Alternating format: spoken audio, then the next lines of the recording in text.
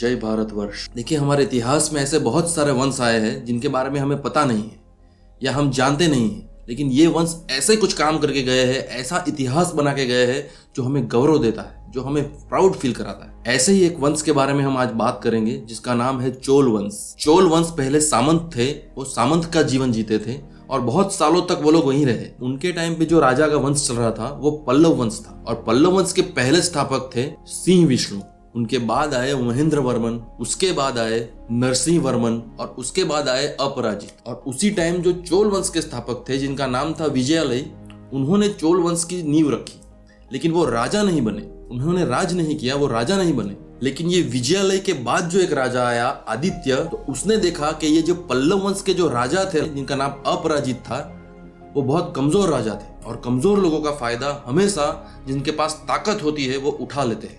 और ऐसा ही कुछ हुआ कि अपराजित की कमजोरी देखकर जो आदित्य था उसने उसे हरा दिया और खुद बन गया राजा। तो आदित्य से शुरुआत होती है कि चोल वंश जो सामंती जीवन जी रहे थे, जो सामंत कहे जाते थे, वो अब राजा बन चुके थे, जिसमें आदित्य पहला राजा था। और वो आदित्य के बाद एक परांतक राजा है जिन्होंने मदुरई के ऊपर आक्रमण कर दिया और मदुरई को जीत लिया। और उस टाइम जो भी राजा थे वो कुछ भी हासिल करते थे या कुछ भी जीतते थे तो अपने आप को एक नाम देते थे, एक उपाधि देते थे। तो उस राजा ने अपने आप को उपाधि दी मदुरई कौंड।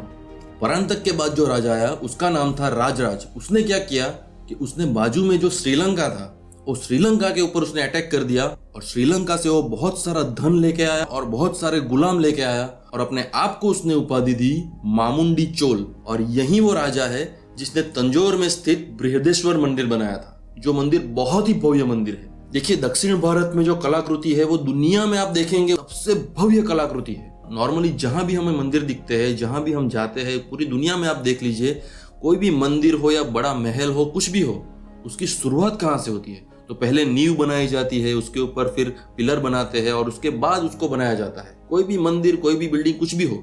लेकिन यहाँ कुछ उल्टा ही था। दक्षिण भारत में है जितने भी भव्य मंदिर बनाए गए हैं, उन सब को क्या किया गया है, एक पर्वत को सिलेक्ट किया गया, एक पर्वत को डिसाइड किया गया और उसको ऊपर से बना के, उसको ऊपर से कलाकृति कर करके, यानी पहले गुम्मट बनाते थे, ऊपर से कलाकृति कर करके मंदिर को ऐसे बनाया जाता था।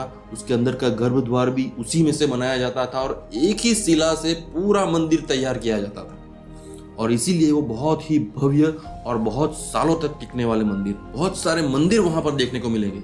और ये तंजौर में जो बृहदेश्वर मंदिर है उसके ऊपर बहुत बड़ा पत्थर रखा गया है। आज तक साइंस उसको ढूंढ रहा है कि उन्होंने ये पत्थर वहां लगाया कैसे, और कोई भी नींव के बिना वो मंदिर आज खड़ा कैसे है, वो आज भी क्वेश्चन है। तो सोचे कितना साइंस उधर आगे होगा, वहां के काम करने वाले कारीगर कितने आगे होंगे। और उसके बाद एंट्री होती है एक बहुत ही खतरनाक राजा राजेंद्र प्रथम, जिसका नाम सुन के लोग कांप जाते थे। पहला काम तो उसने किया कि उसने श्रीलंका पे अटैक किया और पूरा श्रीलंका ही जीत लिया।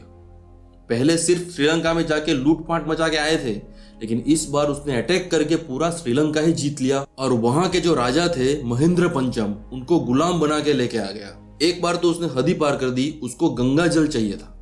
अब गंगा जल मिलेगा बंगाल में, तो ये भाई साहब ने क्या किया, और पहले ऐसे रूल थे कि आप अपने ही इलाके से, यानी आपका जितना एरिया है, आपका राज्य जितने में है, उसी जगह से आप पानी यूज कर सकते हैं। अगर दूसरे राज्य से आप पानी यूज करना चाहते हैं तो वहां के राजा की परमिशन लेनी होती है। तो इसने क्या किया कि उसको चाहिए था गंगा जल। तो ये भाई साहब ने अपनी पूरी नौसेना उठाई और उस समय उसके पास सबसे बड़ी नेवी थी। उस टाइम पे राजेंद्र प्रथम के पास सबसे बड़ी नेवी थी और वो भी एकदम सशक्त नेवी थी। तो उसने अपनी नेवी उठाई, नौसेना लेके पहुंच गया बंगाल में और अटैक कर दिया।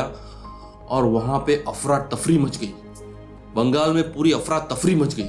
सब उधर भागने लगे और वहां के जो राजा थे महिपाल, वो भी वहां से भाग गए। और वहां पे पहुंच गया राजेंद्र चोल अपनी विशाल नौसेना लेकर, और वहां पे पहुंचा, गंगा के पास गया, एक कटोरा लिया और ऐसे पानी को भरा और एक उपाधि धारण की, गंगई कौंड।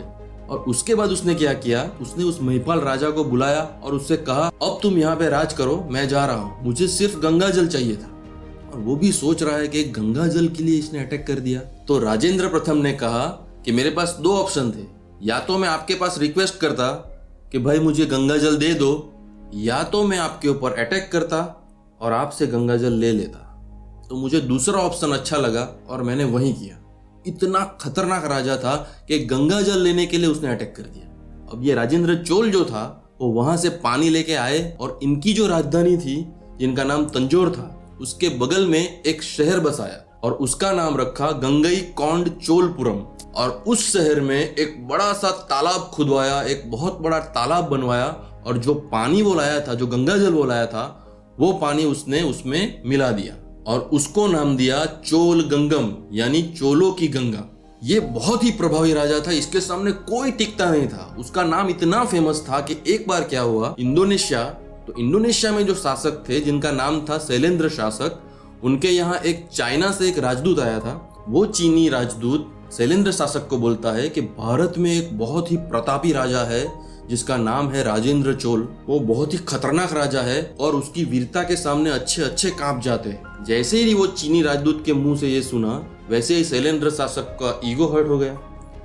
वो बोलने लगा कि अरे वो हमारे सामने कुछ भी नहीं है, वो हमारे सामने थोड़ा भी टिक नहीं पाएगा, वो हमारे सामने लड़ नहीं सकता। ऐसी बड़ी बड़ी बातें बोलने लगा। अब ये बात पता चल गई राजेंद्र चोल को।